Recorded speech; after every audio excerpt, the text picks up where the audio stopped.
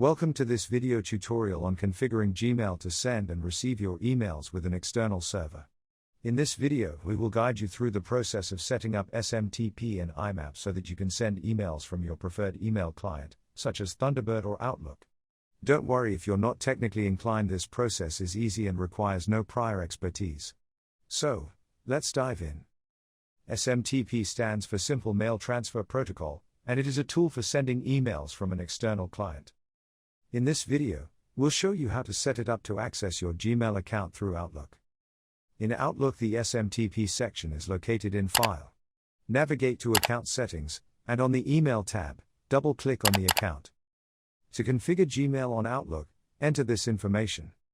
In the respective field, enter your account name, username, or email address. This will be your Gmail address. Lastly, provide your Gmail account password in the password field. That's it.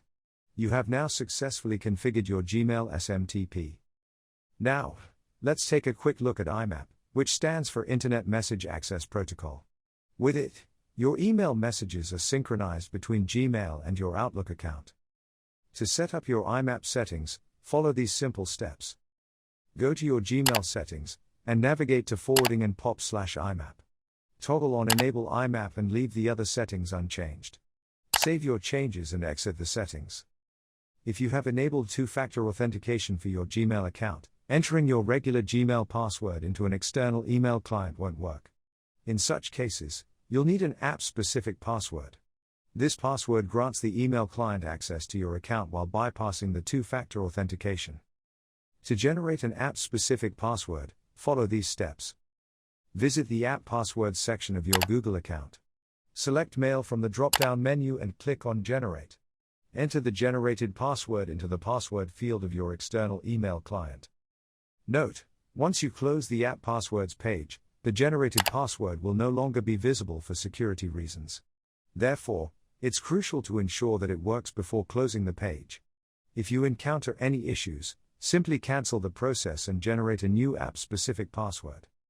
Now that you have completed the configuration process, everything should be working smoothly. Please keep in mind that it may take some time for your emails to synchronize, especially if you have a large number of messages in your Gmail account.